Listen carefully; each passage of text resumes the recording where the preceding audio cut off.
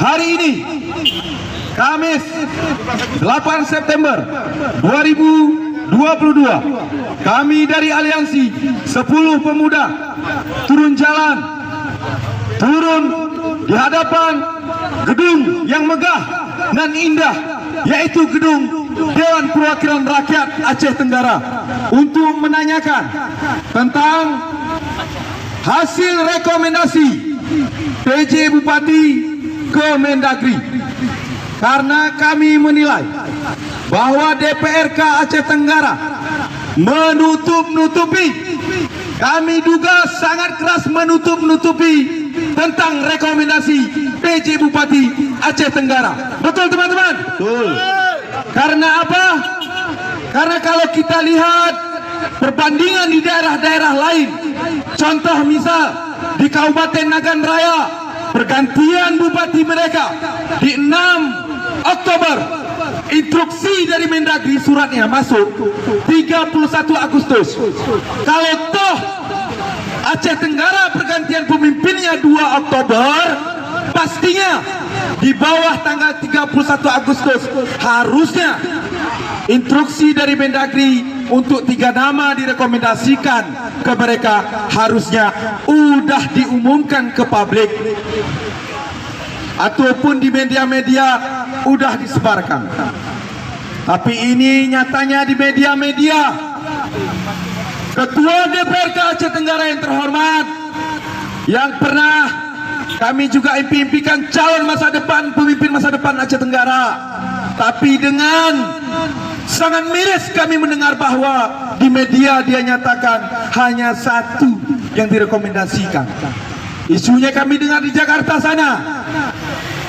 Kami duga yang membawa rekomendasi ke Mendagri ini menyatakan bahwa kalau tidak si Polan menjadi PJ Bupati Aceh Tenggara akan rusuh. Apa benar kita akan rusuh teman-teman kalau dia yang menjadi PJ? Masih banyak putra-putra terbaik Aceh Tenggara, Pak. Anda tahu tidak filosofis dari rekomendasi Mendagri itu? 3 tolong dia usulkan kepada kami. Kalian tahu nggak filosofisnya, wahai DPR? Kalian tahu nggak maknanya, wahai DPR? Oi, Pak DPR. Instruksi dari Mendagri itu kepada Anda harusnya Anda share bagi siapapun putra dan putri Aceh Tenggara yang layak dan punya syarat menjadi PJ Bupati Aceh Tenggara. Anda harus rekomendasikan, wahai Bapak Dewan. Jangan kami duga hanya sawat kepentingan. Anda tahu apa tidak, wahai Bapak Dewan, kenapa di DPR itu namanya ketua bukan kepala? Kenapa di daerah itu namanya kepala daerah bukan ketua daerah? Kalian harus tahu maknanya. Kenapa harus ketua DPR? Kenapa nggak kepala DPR? Ada filosofisnya, wahai Bapak Dewan. Kalau ketua itu harus disepakati oleh semua anggota. Kalau kepala daerah bisa mengambil keputusan sendiri, itu bisa. Itu bedanya Bapak Dewan. Ini kok 1 cuma yang kalian bawa. Ada apa ini? Ada apa Bapak Dewan? Woi, DPR. Harusnya ada rekomendasikan yang mana yang berhak, yang punya syarat. Baru Anda share biar publik menilai. Anda sebutkan juknisnya. Woi, DPR. Anda lemparkan ke publik. Rekam jejaknya Anda bongkar. Biar masyarakat tahu inilah pemimpin mereka. Woi, DPR. Tentang kenaikan BBM ditolak oleh kami, itu sangat bermanfaat Bapak Dewan. Tapi BBM itu naik karena pemimpin. Jadi jangan remehkan tentang PJ Bupati ini. 2 tahun PJ Bupati akan menentukan kesejahteraan masyarakat Aceh Tenggara. Betul teman-teman? Betul. Jangan sepele, jangan. Kami datang, woi. Jangan karena BBM naik Anda bisa ngumpat, jangan.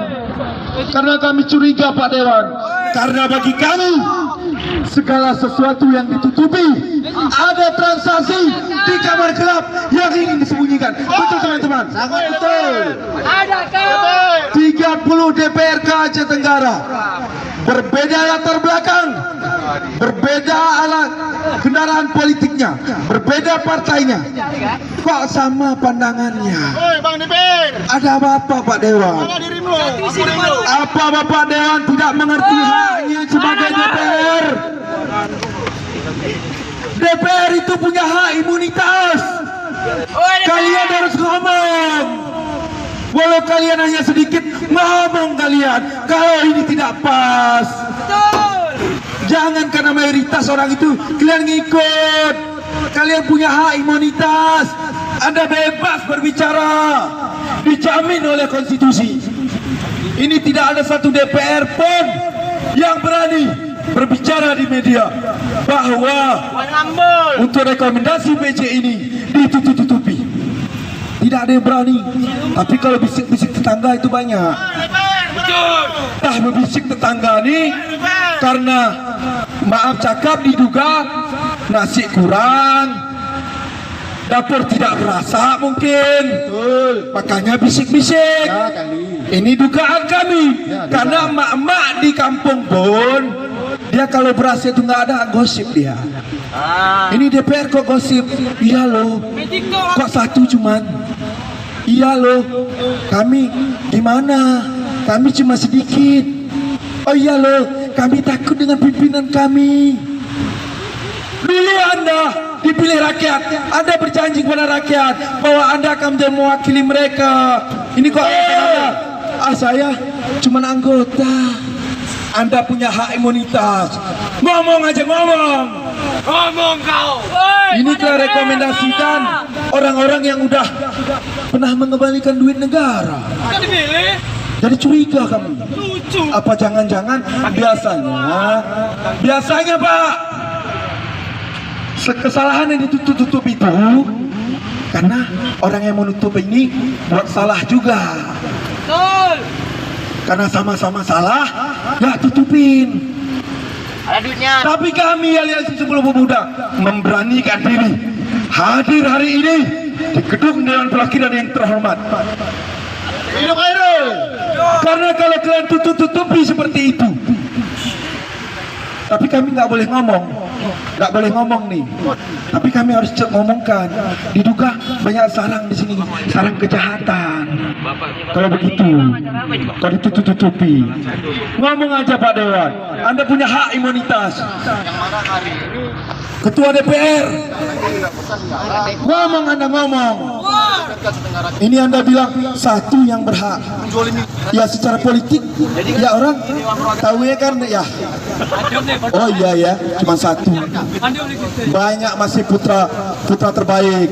Anda mau buat regulasi aja, harus melibatkan masyarakat, harus melibatkan akademisi, harus melibatkan pakar-pakar. Kapan Anda tentang rekomendasi ini? Anda bekerja sama dengan kampus-kampus di Aceh Tenggara untuk mengaji siapa yang patah menjadi PJ? Tidak.